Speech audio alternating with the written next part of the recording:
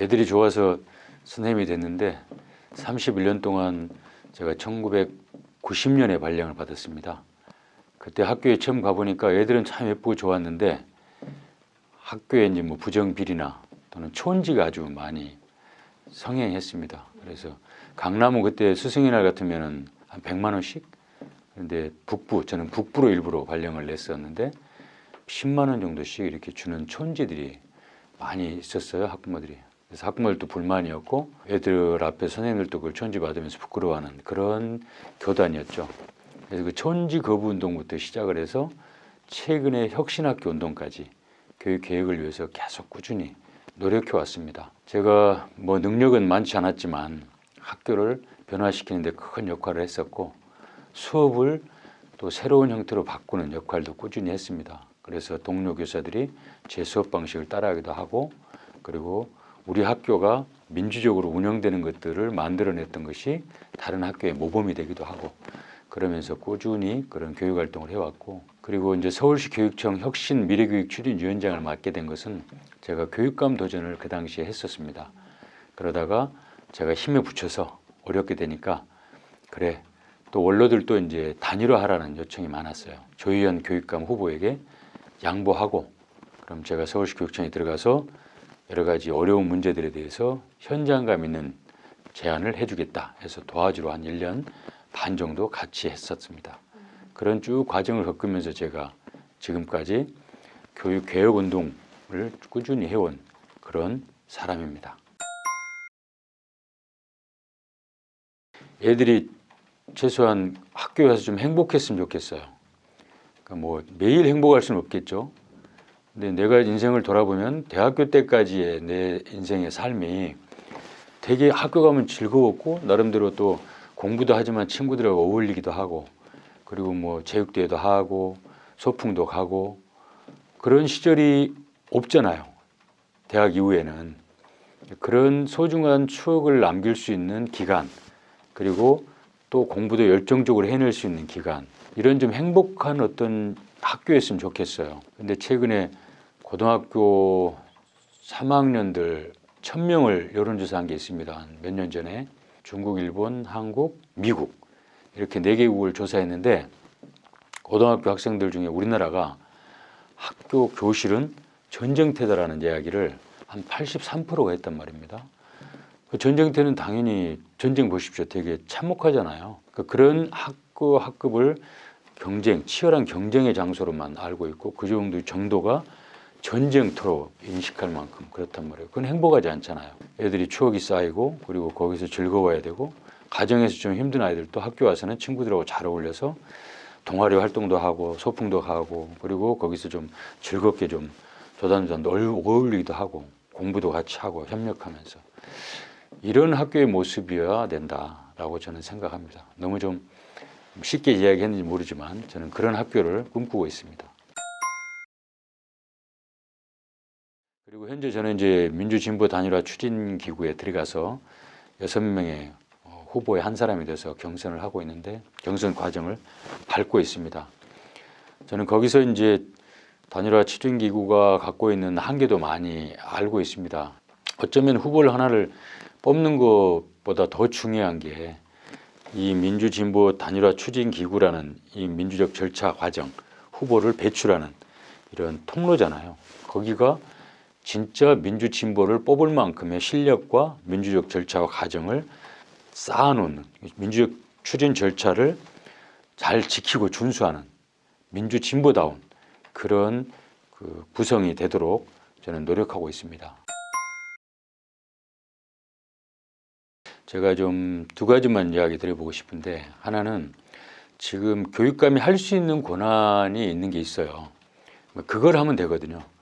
선생님이 할 수 있는 일들은 선생님이 하면 됩니다. 선생님이 혁신하고 계획하면 돼요. 그걸 잘하도록 이제 교육감은 구조와 행정 재정들을 지원하면 되거든요. 지금 학교는 학생이 가장 기본적이잖아요. 그러니까 학교가 만들어진 것은 학생 때문에 만들어진 거고 교사가 채용돼서 교사가 학생들을 가르치는 거죠. 중심이 가르치고 배우는 게 핵심입니다. 그리고 나머지 여러 가지 행정적인 기구들이 만들어져 왔죠. 근데 지금 이렇게 기구들이 커지다 보니까 이제 자기가 중심인 줄 알아요.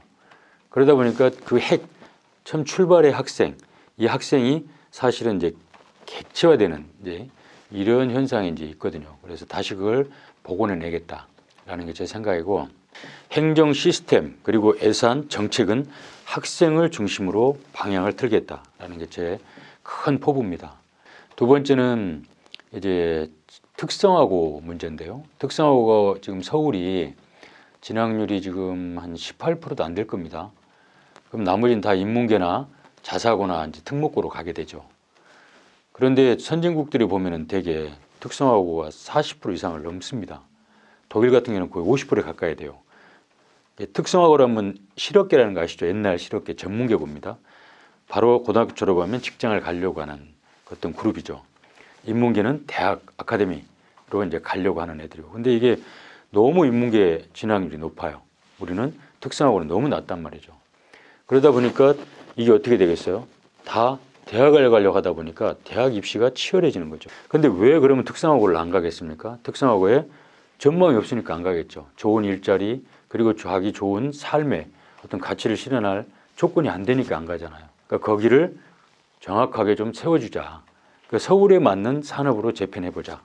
그러니까 뭐 제조업 중심에서 지금은 이제 IT, 금융 혹은 뭐 AI 이런 서비스 이런 서울의 산업 그 구조에 맞게 전공도 다시 바꿔주고 그 전공에 맞게 교사들의 연수도 적극적으로 좀 지원해서 그 학교를 나오면 좋은 직장으로 바로 연결될 수 있도록 이렇게 하는 게 저의 또 큰 포부입니다. 물론 특성화고 아이들만은 유효한 것일 수도 있지만 또 한편에서는 우리나라 대학 입시 정책을 일정한 정도 수정해낼 수 있는 치열한 입시 경쟁을 완화시키는 곧 그러다 보면 부동산도 교육 때문에 부동산이 막 높아지고 있지 않습니까? 그래서 부동산의 민생 문제도 좀 해결하는 이렇게 좀 다목적으로 보고 추진하려고 하고 있습니다. 교사들의 이제 커뮤니티는 학교가 어떻게 학생들이 힘들어하고 있는지를 알잖아요. 교사들도 힘들어하는지 알고. 그런데 이제 지금 정신 건강에 많이 이제 들어왔지만 우리가 지금 하고 있는 건 뭐냐면 정신과 전문의를 뭐 소개해 준다든가 혹은 상담을 역량을 키워준다든가 마음 치료실을 뭐 만든다든가 되게 이제 처방 중심이잖아요. 근데 가장 좋은 건 싸우지 않고 이기는 거라고 했잖아요. 그냥 그렇게 정신적으로 힘들지 않게 아예 그렇게 병원에 갈 일이 없게 환경을 바꿔주는 게 가장 먼저 아니겠어요? 근데 거기에 대한 전망은 사실 없어요. 말씀드렸지만 학생들은 그냥 힘들어하는 게 아니거든요. 보이지 않는 어떤 시스템이 계속 뭔가를 경쟁으로 끌고 가는 거잖아요. 반드시 공부를 이렇게 하지 않으면 안 돼부터 시작해서 압박이 가정에서부터 엄마의 목소리에서부터 친구들에게 학교에 와서 그리고 학교에서는 또 그걸 또 해소해 줄 스트레스를 풀 만큼의 공간도 없고 프로그램도 없어요. 그러니 당연히 못 견디는 거죠.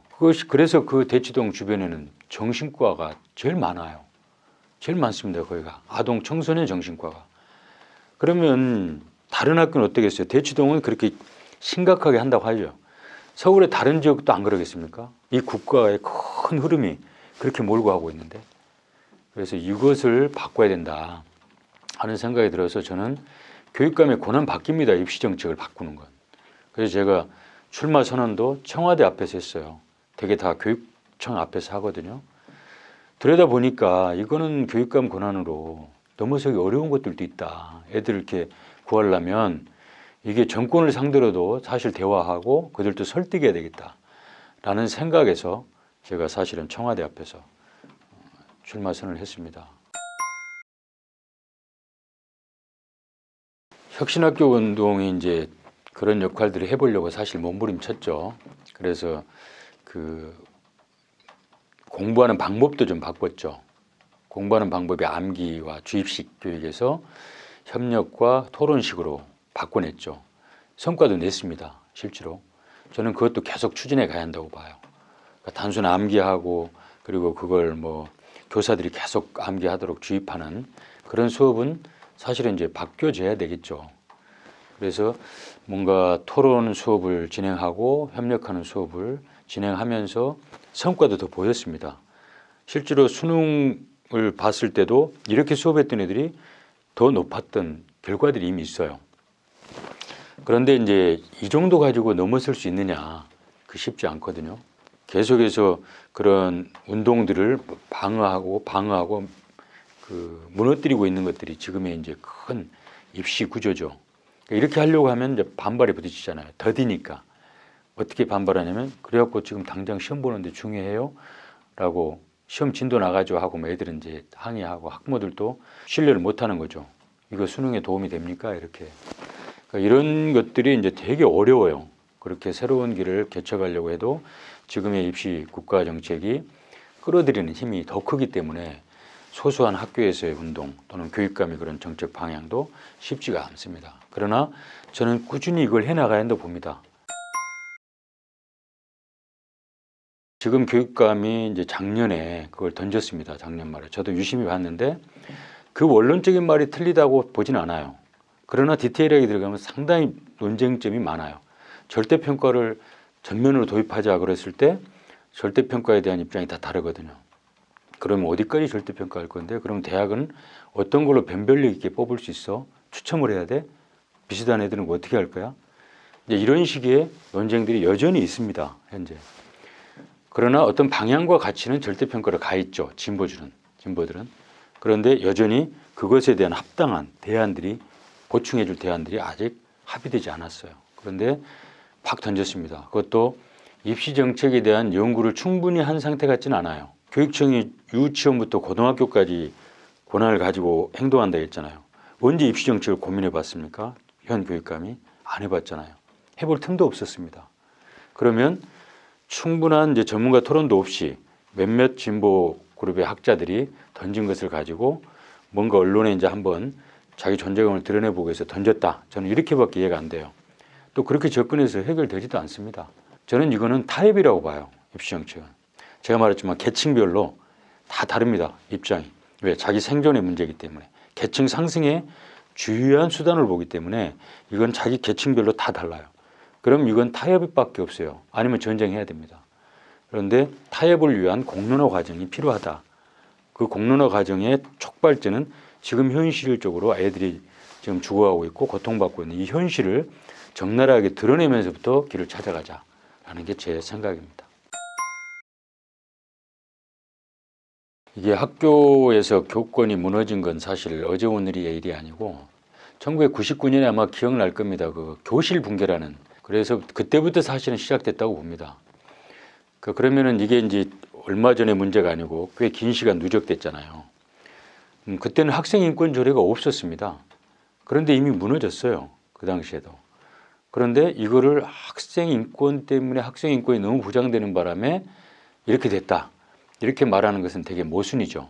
그러니까 뭔가 길을 찾기를 싫어하거나 또는 이게 도대체 원인이 뭐야라고 분석해서 대안을 찾는 능력이 없어서 어떤 원명의 대상을 찾다 보니까 이제 이게 학생 인권조례네. 학생애들이 뭔가 건방지게 막 하는데 이걸 콱 누르지 못해서 그런 거네. 이렇게 이제 쉽게 그쪽을 이제 주 어떤 원인으로 지목하는 경향들이 있는 것 같아요. 저는 그거 반대합니다. 그건 잘못 짚은 거예요. 그래서 저는 그렇게 해결하는 건 아닌 것 같고 이미 시대는 과거의 억압적인 뭐 우리가 옛날에 영화에서도 보면 네 아버지 뭐 하시노 하면서 막 빵 때리던 그 영화 있잖아요. 그런 시대에 그냥 당했던 학생들이 아니에요. 이미 민주화 과정을 겪으면서 산업화가 발전하면서 자기 권리의식이나 이런 것들이 이미 눈떠 있단 말이에요. 과거는 우리 교실에 들어와서도 선생님들이 막 집단으로 막 다른 선생님들이 와서 자기 반인 줄 알고 와서 막 때렸던 것도 있습니다. 근데 나중에 알고 깜짝 놀라서 그냥 나가셨던 그런 분도 있는데 그래도 학생들이 그게 사과도 안 해도 그냥 넘어갔습니다. 그런 시대였어요. 근데 달라졌죠. 그러다 보니까 이제 선생님이 옛날처럼 때린다 그러면 왜 때리세요 하고 이제 저항하는 그렇게 되는 게 이제 왔고 또 그게 정당하죠. 우리가 다녔을 땐 부당하게 많이 말했잖아요. 그럼 그걸 거부하는 건 당연한 겁니다. 그럼 이제 이런 과정에서 이제 학생들이 그 인권의식이 높아지고 부모들이 또 자기 자녀에 대한 인권 침해를 또 용납하지 않는 사회가 되면서 기존의 질서가 이제 무너지는 과정에서 오는 충돌이었거든요. 그 충돌을 어떻게 해소할 것인가는 정부의 정책이어야 돼요. 그러면 거기에 맞게 시스템을 바꿔주고 그리고 그걸 지원해 줘야 되죠. 그 지원이 뭐냐면 지금 현재 학생들에게 집중하지 못하게 만드는 여러 가지 행정 제도들을 바꿔주는 거예요. 그리고 학생들이 예를 들면 지금 이제 현대화 되면서 그 정신질환자가 많이 나타났다고 했잖아요. 그러면 이 애들하고 많이 충돌하거든요, 교사들이. 실제로 그러잖아요. 모범생들은 기자님도 뭐 모범생이었겠죠, 그죠? 대부분 학생들은 막 교권하고 침해하지 않아요. 뭔가 스트레스를 집중적으로 받고 있는 애들. 그래서 뭔가 상담이나 치료가 필요한 애들하고 부딪히거든요. ADHD 뭐 이런 애들이 많이 늘어나니까. 이거를 어떤 대책을 통해서 정부는 지원해서 이러한 어떤 그런 정서적 안정을 시킬 것인가. 이런 것들을 접근해서 해결해 주는 게 교권 침해를 줄이는 것이에요. 그런데 거기에 대한 예상과 이런 것들은 전혀 해주지 않고 지원해주지 않고 야 학생인권 조례가 너무 높아져서 그래. 야 학생인권 폐지해. 라는 식으로 접근하는 것은 대단히 우매한 사람들이다. 현장을 몰라도 너무 모르는 사람이다라는 거 봅니다. 학생인권은 보편적 권리예요. 그거는 뭐 우리나라만 특별히 그런 게 아니고 유엔에서도 이미 아동인권법이 있잖아요. 아동인권선언이 있고. 이거는 우리가 갑자기 그걸 없애고 학생들의 의무만을 강조하는 그런 지금 그런 정도의 국가 사이즈도 아니지 않습니까? 대한민국이 이미 경제적으로 10위권에 들어가 있는 선진국 대열에 들어가 있는데 거기에 맞게 학생들의 인권은 충분히 보장한 속에서 민주시민은 잘한다. 학생 인권을 계속 보장하지 않은 데서 어떻게 민주시민이 잘하겠습니까? 뭐 때리고 억압하고 그다음에 인권을 침해하는 과정에서 민주시민이 그건 반대잖아요. 민주시민이라는 말과. 그거는 당연히 보장돼야 되고 그리고 그것이 지금 현재 충돌하는 지점들을 해결해 줌으로써 교권의 존엄을 높여주는 그러려면 저는 국가가 적극 개입해야 되고 예산과 인력을 투입해 줘야 된다. 지금은 인력을 투입 안 돼서 문제잖아요. 그죠? 이제 수업을 하는데 떠들었어. 너 나가 있어. 하는 이제 명령권을 갖게 됐습니다. 그럼 나가 있는데 그럼 어디 나가 있어요? 나가서 어딘 공간에 있어야 되는데 그 공간에 누군가를 그 애를 커버해 줘야 되잖아요. 근데 그 인력은 배급하지 않아요. 지원하지 않아요. 그냥 거기 학교에 있는 구성원들이 하라는 거예요. 그럼 누가 합니까 또? 결국은 교사가 해야 되는 거죠. 미봉칙. 충돌을 더 일으킵니다. 네, 쫓아내니까 또 저항할 거고 쫓아낼 권한이 있다고 해서 쫓아내면 더 저항하겠죠. 학부모 또 민원 들어오죠. 우리 아이만 학대했네. 인권 침해했네. 해서 또 고발하면서 또 교사를 계속 수사관에게 수사받는 이런 과정이 되풀이 되는 거잖아요. 그러면 정확하게 그런 학생들이 나오지 않게 시설, 그다음에 교원들 좀 늘려주고 그래서 그걸 좀 안정적으로 해주고 입시 정책도 좀 완화해주고 그리고 인력을 좀 투입해서 그것을 학생들이 좀 안정적 공간에서 그 자기 심리를 좀 정돈할 수 있도록 뭐 심리 지도사랄지 또는 뭐 심리 안정을 해주는 상담사들을 좀 투입해 줘야죠. 지금 민주진보교육 단일화 추진위원회 여기에서 뽑힌 사람이 저는 서울시 교육감이 될 거라고 봅니다. 지금 분위기가 그렇지 않습니까? 실제로 보수가 될 가능성은 없습니다. 12.3 내란 이후에 또 그런 분위기가 만들어져 있습니다. 그렇다면 이 민주진보 단일화 추진 기구에 많이 참여하셔서 일부 이익적인 세력들이 잘 모르고 무능한 사람이라는 것을 전혀 의식하지 않은 채 자기의 이해관계를 관철시키려고 밀어가지고 되게 만드는 이런 시스템을 극복해야 됩니다. 그러려면 실제로 자발적인 시민들이 많이 참여하는 길밖에 없습니다. 그러면 이익단체가 일정한 부분 이익단체가 무능한 사람과 결탁해서 뜻을 이루려고 하는 것을 무력화시킬 수 있는 방법은 시민들의 대거 참여입니다. 참여해서 정말 유능하고 능력 있는 사람 그것을 뽑아줘야 됩니다. 저를 뽑으면 제일 좋죠. 강신만. 그런데 아니라면 어떻든 많이 들어오셔서 검증해 주십시오. 그래서 민주진보 단일화의 추진기구에서 정말 유능하고 능력 있는 현장 경험이 풍부한 우리 철학적 방향도 명확한 사람을 선출해 주십시오. 그러면 아마 서울교육은 바뀔 겁니다. 그 바뀌면 많은 사람이 생명이 구해지는 길입니다. 그래서 귀찮더라도 꼭 민주 진보 단일화 추진단 거기에 선거인단에 꼭 등록을 해 주시기를 마지막으로 부탁드립니다. 고맙습니다.